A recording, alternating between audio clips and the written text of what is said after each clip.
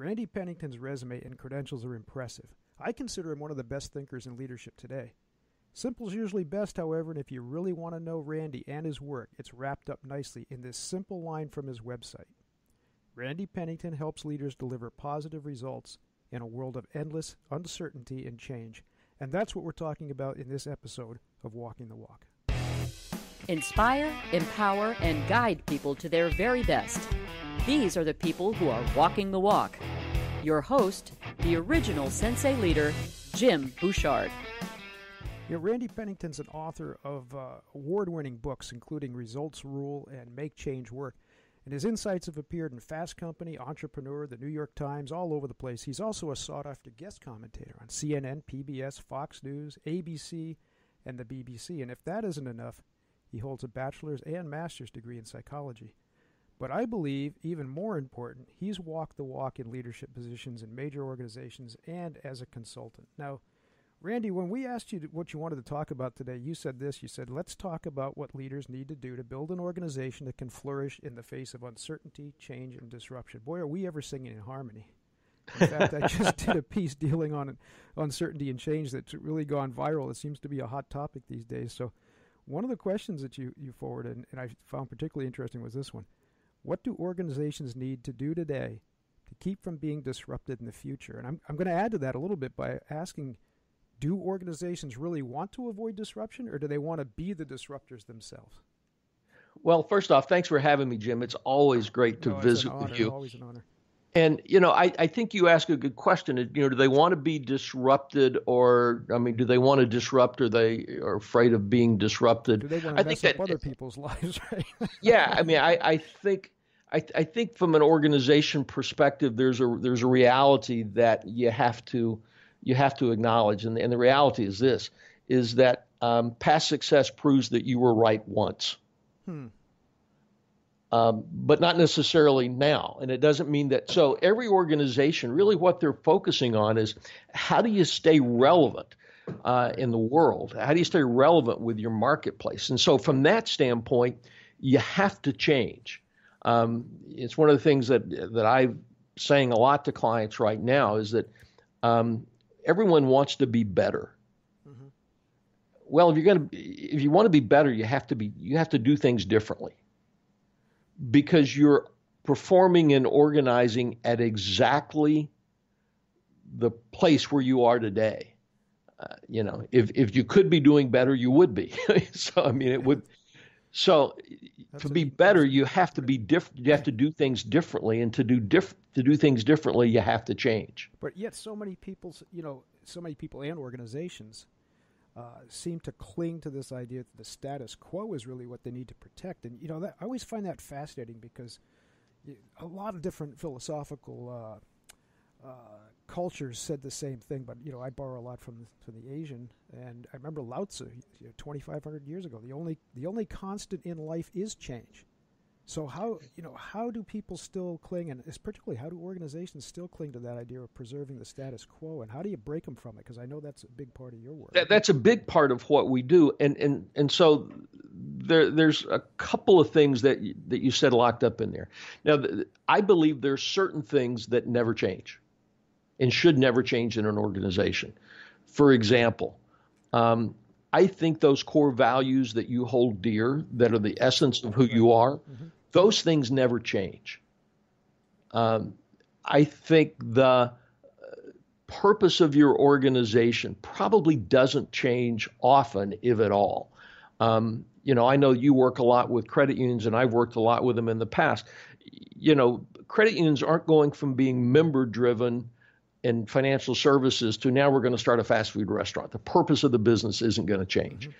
So the playing field isn't going to change. But what changes is everything within that. And I one of the things that I try to do is to get people to understand that, not from the standpoint of an organization, but from the standpoint of life. Mm-hmm. So, for example, I went to my ophthalmologist a few years back, and at the end of the exam, he came out and said to me these words: "Randy, your arms will be long enough for another year."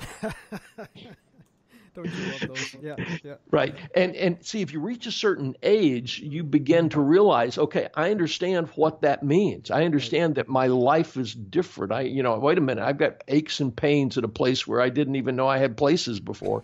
And so you start to think about that. Organizations are the same way, is that your customer, I think if you focus on these two questions, and these are the two of the questions that I ask my clients to think about. First off is what else?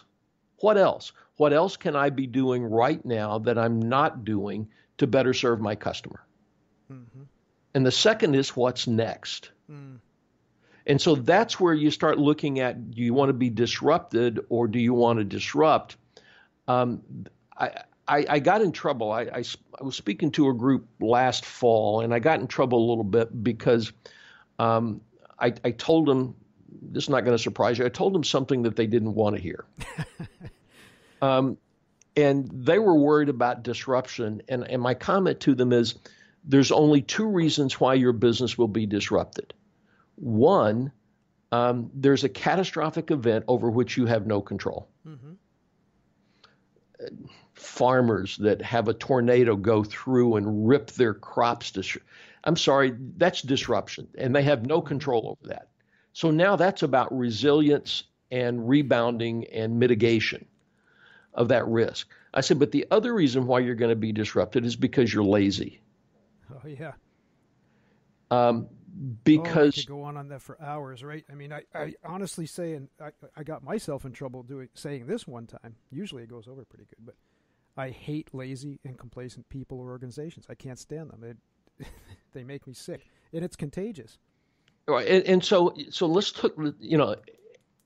I don't think that it's necessarily lazy, because when you ask people intellectually, do you know you need to be preparing for the future? Mm-hmm. The answer is always right. yes. Who's going to disagree, right?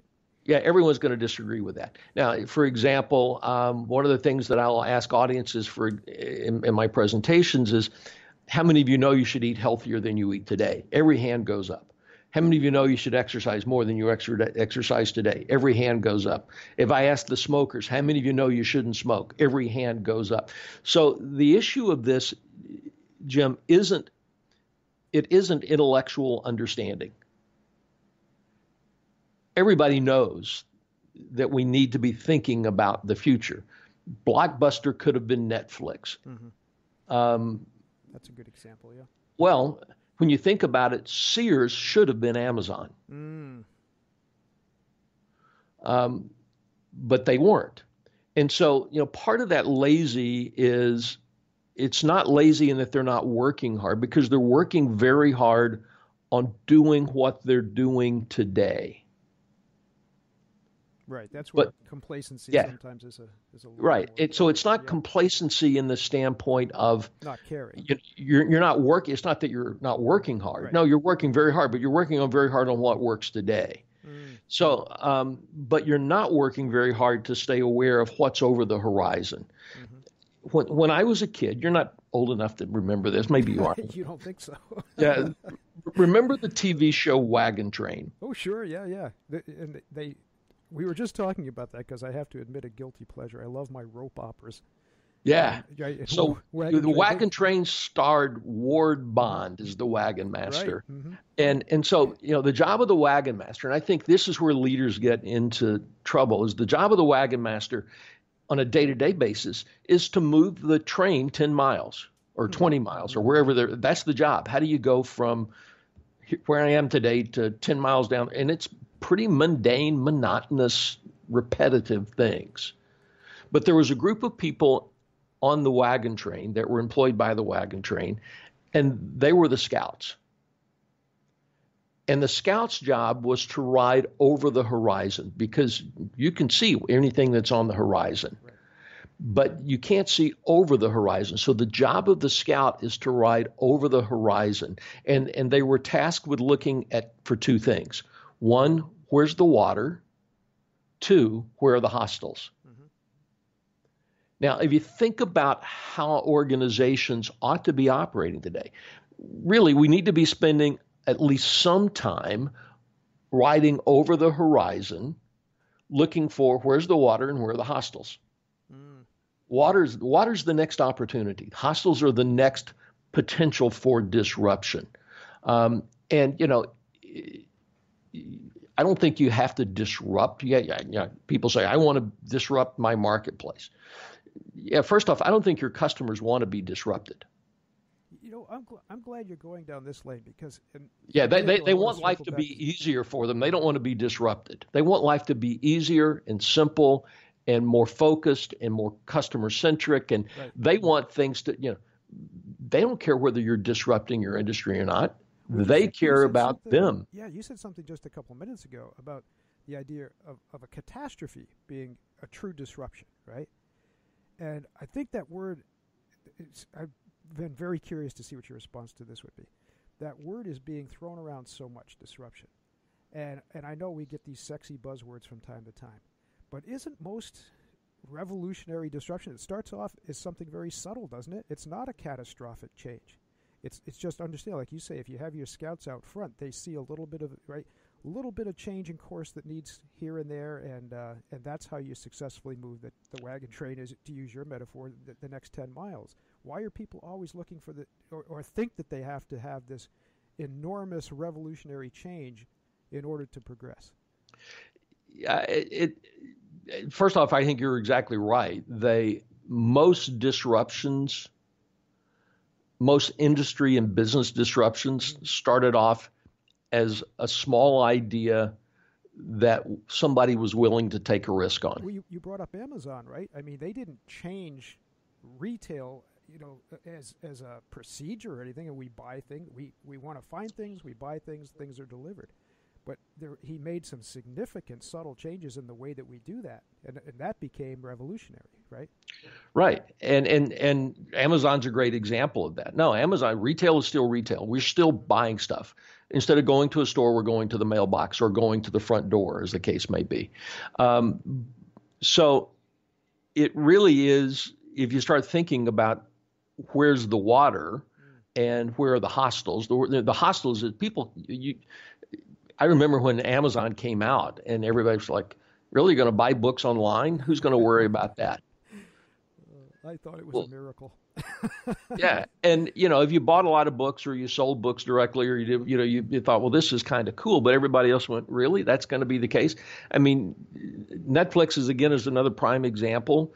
Blockbuster in December of 2008 on an earnings call to the market, to the analyst, the CEO of Blockbuster, a guy named Jim Keyes, said, as for the competition, we're not worried. The Blockbuster brand is so strong.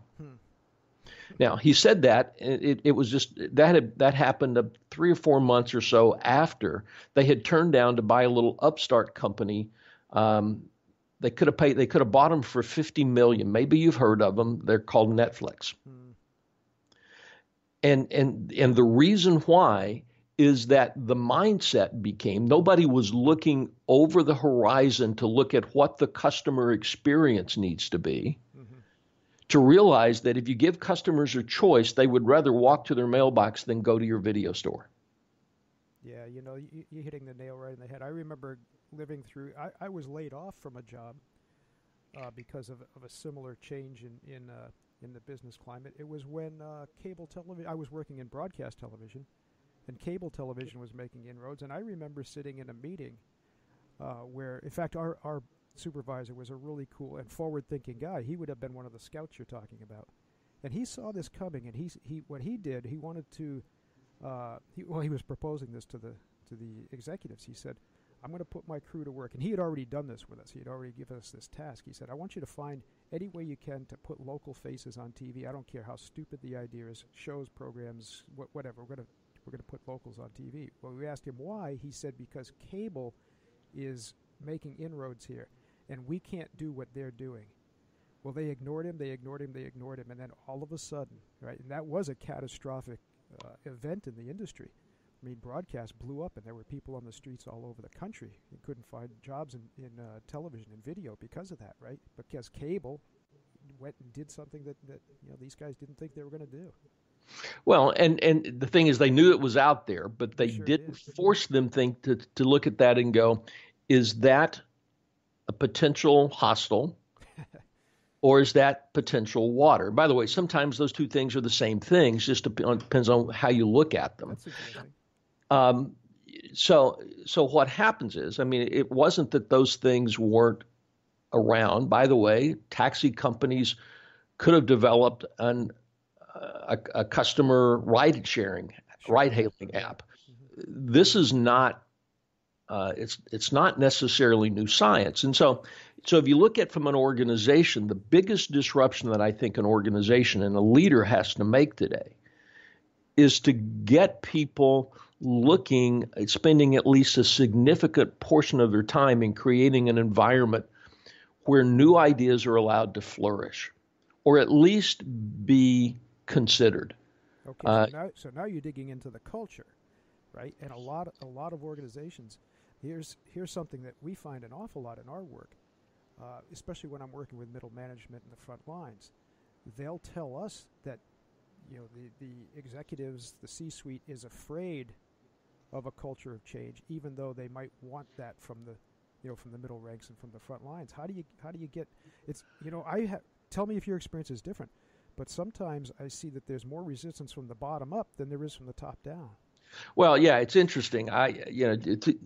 Because while middle managers saying this, the C-suite doesn't really want it. The C-suite's saying the people on the front lines can't do it. I mean, so here's the key. If you ask senior managers in any industry, do we need to be more fast, flexible, customer focused? They're going to say yes. Because they get it. They know that's the market. I mean, I wrote this in Make Change Work. The 4 words that every business operates with today: faster, better, cheaper, friendlier. Mm-hmm. If you hit a combination, you get all 4 of those, you're golden. If you hit 3 of the 4, you're better than just about everybody. But if you can't hit any of them, you're toast. Mm-hmm. So the other thing, though, that I've come to realize, Jim, is that ultimately, and here's where organizations, I think, miss the mark. The middle of organizations is where change goes to die. Because if you ask the top of the organization, do we need to change things here? The things need to get better. The things need to change. They're all going to go yes. If you ask the people at the very front lines, the bottom of the organization, would you be willing to do something differently if we told you what to do, what we're asking you to do, why it was important, and we gave you the tools and the training to do it? And most people are going to go, yeah, sure. They do, don't they? Absolutely. Yeah. Now, sometimes we don't tell them what, we don't give them the training, we don't give them the tools, and I get that. That's part of it.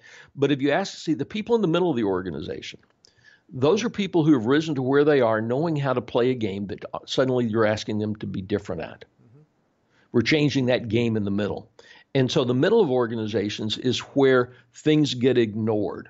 I think a place where if I'm talking to a group of senior leaders, I want them to spend more time equipping the people in the middle of the organization to become champions of that change. That's what I was just going to ask you. Where do you start? And we just had that debate with somebody, and gosh, we think alike so much. So let me give you to start in the middle, right? Get those people, in harmony with what you're doing, and then it'll spread from there. I'll give you an example. This group that I kind of ticked off last fall. A guy came up to me. That's the only group you ever ticked off. I know that. Yeah. Well, no, it's one of several, but it's the last one I ticked off. But they're a large organization. A guy came up to me afterwards and says, "Look, I'm trying to drive change. His division of this business was 200,000 employees operating globally." Mm-hmm. And he said, "How do I get 200,000 employees on board with this change?" And my comment to them is, "You don't." He said, he looked at me funny. I said, "How many direct reports?" He said, "Well, I have 10 regional people around the world, 10 regions around the world." I said, "Your job is to build those 10 people into champions." Amen. Mm-hmm. Just those 10. Mm-hmm. And their job is to build the 10 underneath them into champions. Mm-hmm. And for the change. And the job is to get the 10 under them to do it. And I said, so it's a much longer process. But you got to realize that you're steering the Queen Mary here. You're not steering a 16-foot runabout out on the lake on a weekend. Right, right. And you hit such a key word there too. And I get angry sometimes when people conflate process with culture too much. I said the culture isn't a piece of machinery. It's not something you can go in and just tinker a few dials and the thing is operating differently. I said the culture really is nothing more than the reflection collectively of the behaviors, the values, right, the traditions of an organization. How can that change quickly? How can you expect that to change quickly? Well, you're exactly right. I mean, I talk about it as the culture is the habits of the organization exhibited over time. Right. So if you look at, how long does it take to change a habit? Now, by the way, the popular myth that it takes, 21 to 30 days to change a habit is wrong. I would imagine so. Yeah. I mean, all the research says there's some research out of the UK. Yeah. I mean, and I go back to it. Someone says, so I can do this in 21 to 30 days. I said, well, it sort of depends on the habit. Maybe, right? Maybe. Yeah. Yeah. And the example I use is, I read that eating dark chocolate was good for my heart, and it didn't take me 21 days to develop that habit. Took that one about a day, right? Yeah. I mean, it's like a couple of bites, 5 minutes, and I was done because it was a really fun habit.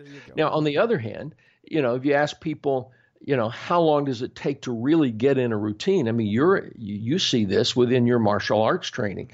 There's a discipline that comes from someone who has practiced and devoted themselves to martial arts. Right. There's really no shortcut to that. Right. And so some people pick up that discipline very quickly. Some people, I'm sure, drop out before they ever, and one of the reasons why they drop out is because they never developed the love of the work, the love of the habit, the love of the discipline, and they didn't stick with it long enough. So it happens that way in organizations too, as they're trying to change, especially change a culture, is that you've got to stick with it.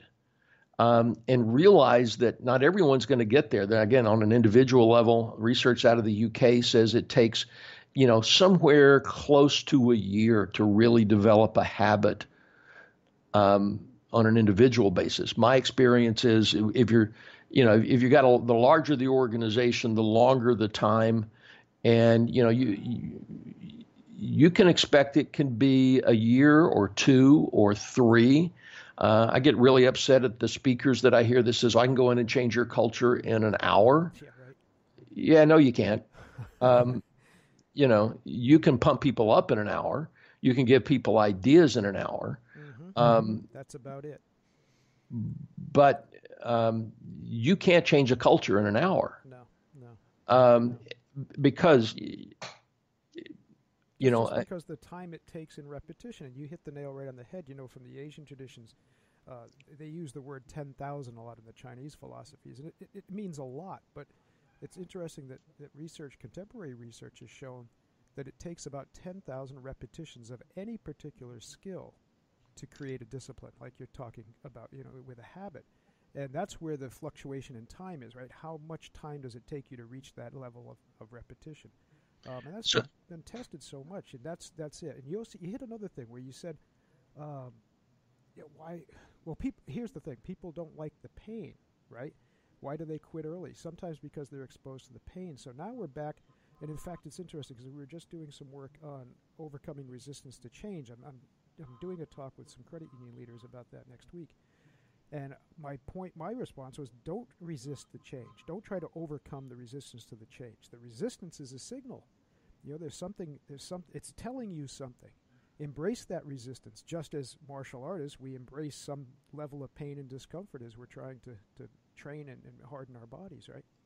Well, and you hit it. I mean, one of the chapters, and it's interestingly enough, of the book Make Change Work, it's one of the chapters that gets the most response, because the title of the chapter is Resistance is Your Friend. Amen. And every time I talk about that, I have two perspectives. And first off, if there's no resistance, there's really no change. Exactly. And I'm ashamed to say I don't have that book, so I've got to get a copy of it because I'm going to quote you left and right here. Yeah, but if there's no resistance, there's no change. If it's easy and people go, hey, okay, we got it, then chances are they're not making that, there's not that much of a change. Exactly. The second thing, and this is the hard part for leaders to remember, so I always go back to this question. Do you believe that the majority, if not all of the people that work on your team want to do a good job for the customers that they serve? And invariably, everyone goes, yeah, most of them. And when I say, are there ones that don't? They'll go, yeah, there's a few, 2, 3, 4, 5%. I said, okay, there's a different way to manage it. Those people probably need to be gone. But they're on the short list, right? Yeah. But I said, but here's the question. Here's the thing. If you believe, 95, 98% of your people want to do a good job, that means every piece of resistance is either a legitimate fear in their mind or a legitimate concern. Exactly. Now, as a leader, why wouldn't you want to know that? I'll rephrase the question. As a leader, specifically talking to a leader, right? Why are you not seeking that out? True. Yeah. And so we actually encourage people. It's one of the things is that, you need to be looking for that resistance. You need to find people. And the hard part is to find and create the environment. And here's that culture, if you will, where people are willing to tell you the truth. Right. They have to have the courage. You have to support the courage to do that. Right. And, one of the folks that I've written about a lot, and I've quoted him a lot, is a guy named Carl Sewell. Carl Sewell owns car dealerships. His Lexus dealership in Dallas is the number one Lexus dealership in the country for service, usually number 1 or 2 for sales. Same with Cadillac, same with Buick, same with GM, all those brands. And I was talking to Carl once, and he said probably one of the hardest things for a leader to do is to create an environment where people are willing to tell you the truth, no matter if it's good or it's bad. So because they tell you what you want to hear, they tell you what they think you want to hear, they tell you what will make them look better or best. They tell you, they'll tell you all those things, but getting them to tell you the truth, he said, you can't do anything without that information. He said, so that really becomes, so from a resistance standpoint, and here's, again, I think it's a challenge that a lot of leaders face, is that they're dealing with resistance that's disguised as going along with the change. Yeah. Because people aren't telling them, I promise you're dealing with credit union leaders. If the CEO of the credit union says, we need to make this change, nobody's going to stand up in the middle of the room and go, well, that's the stupidest thing ever. But what they will do is they'll go in and subtly drag their feet on it, or sabotage it, or the word that I use over and over again is what you'll really get is malicious obedience. Right, but it takes a lot of work to develop the type of human connection so that people will trust in you enough. The trust has to be flowing both ways so that people will be honest and open. And gosh, you just hit another thing. We have to do this more. I'm going to say that, right? Because God, you stimulate so much thinking. But the idea of buy-in, because that's the other side of the equation. So many times I hear from leaders, well, how do I get people to buy in? I said, stop trying to get them to buy in. You should start asking. And I'm not just trying to be clever with words here, to make it stick, but the more you involve people, the deeper those connections are. The more you involve people early and often in a process of change, they're going to bring those problems to you early while they're very manageable, right? Instead of, like you said, dragging their feet or hiding particular issues until, then when you roll out the big part of the change plan, those are the things that really come up and grab you, right? So here are two very practical ways that can happen, because I know you like this, and I know your listeners are saying, okay, but how do I do that? Exactly. First off, the premise that we go with that involve people early and often, but also it's people support what they help create. Exactly. Mm-hmm. So here's the thing. When you're planning your change, and again, most people don't do this. It's intuitively, why would I want to do this? But it actually makes sense. You're putting together people to put together this change. You ought to find somebody who's going to be that everyone in the organization knows is going to be a skeptic. Mm-hmm. Put that person on the team. Mm-hmm. Make that, and then you get them thinking, all right, because I want people looking at that going, says, well, you know what? If Jim will tell them how things really are, and if Jim buys into this thing, then it's got to be good, because Jim doesn't like anything. And, it's that type of thing. You do know me. Yeah. But even beyond that, and this is how I start, if I'm doing a large change effort, and a lot of my career over the last 30 years has been helping organizations manage and lead significant changes in their culture and how they perform and how they behave and how they operate. But I always start with two things. One is making sure I have the right people on the team. But the second is that I start that team off by saying, let's talk about, this is what we're trying to accomplish. Let's identify all the reasons why this might not work. Mm-hmm. Mm-hmm. And so we're going to spend a lot of time talking about success, but first we're going to talk about failure. Because what that does is the realization that when it comes into change, especially in organizations, everyone carries baggage of past experience. Now, some of that past experience is good. A lot of it's bad. Some people are carrying overnight bags. Others of us have great big steamer trunks on our backs. But what we're really trying to do there on a very practical level is unload all that baggage. Because by unloading the baggage, two things are going to happen. One is I start to understand all the things that we have to avoid to make this change work. Mm-hmm. And the second is we clear the space to allow new things, new ideas to come in. Exactly. By acknowledging the fact that we're going to deal with all these fears, all these frustrations, all of the reasons why, now we've cleared the space to look at it and says, I no longer have to hold on to that fear or that frustration or the fact that I got,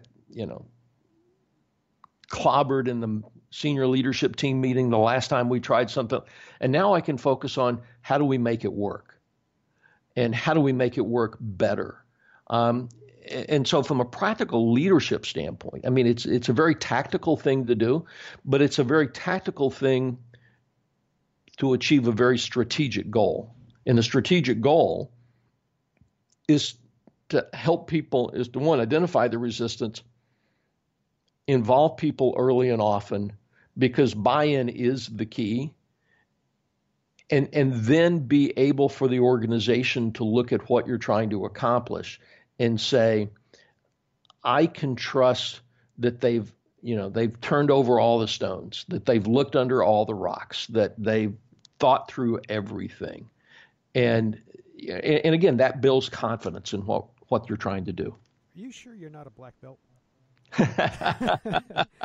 Randy, that's the perfect. Again, it's a blessing to have so many parallels from the martial arts world over into the leadership and business space. But you just sounded like you could have been given that lecture in a dojo. So, well, here's what I found, Jim. There's no new truth. No, exactly. And we may all arrive at the truth from a different place. Yeah, or we discover it for ourselves. We each have to discover it for ourselves, and that's a great process. But it doesn't mean that it's new. Yeah. By the way, I just wrote an article last week that was interesting. I think some people probably got upset, but the title of the article was "The Truth Won't Set You Free." Mm-hmm. I grew up in the South. I grew up in the Bible Belt. I grew up going to church every time the doors were open. And I remember hearing that scripture, the truth, they'll know the truth and the truth will set you free. No, the truth is crippling. It's dangerous. It's aggravating. It's oh my God. Well, and I said, if knowing the truth set you free, people would be healthier. Yeah, right. Yeah. If knowing the truth set you free, I mean, you can list of 1,000 things that would be different. Yeah. And so it's not the knowing of the truth. Mm-hmm. It's the acting on the truth. There it is. That's what frees you to experience new results in your business, better quality relationships, all those things. Randy, we could do this all day. We try to keep this to a lunch-friendly sort of half-hour flexible, but I'm going to put you on the spot. We've got to have you as a regular. It's been way too long, and I get so much from listening to you and talking with you, and you challenge my thinking so much. Will we do this again soon? Absolutely. I mean, just have that lovely bride / boss of yours, because I really know who's the boss in that relationship. I'm comfortable with that. But yeah, I mean, let's get something on the schedule. This is always fun. I enjoy it a great deal, and I appreciate the opportunity. Let's tell people how to get in touch with you. Well, the easy way to find me is on the web at Pennington Group, all one word, penningtongroup.com. If you're socially active, you can find me on LinkedIn and Twitter and Facebook, and those are primarily the top three. But all of those works. If you look for Randy Pennington, you type him in. I'm pretty easy to find. There you go. Stay with me after the music, and we'll say goodbye. And for now, we'll say goodbye to listeners. Hey, thank you guys for tuning in again, and thanks for making the Sensei Leader movement the global phenomenon that is starting to become. It's because of you guys. So thanks so much, Randy. Thank you so much for being with us. My pleasure. Keynotes, workshops, retreats, webinars, and ongoing training. Each program customized to your unique needs, interests, goals, and budget. Inspire, empower, and guide people to their very best. Learn more about Jim Bouchard and the Sensei Leader at thesenseileader.com.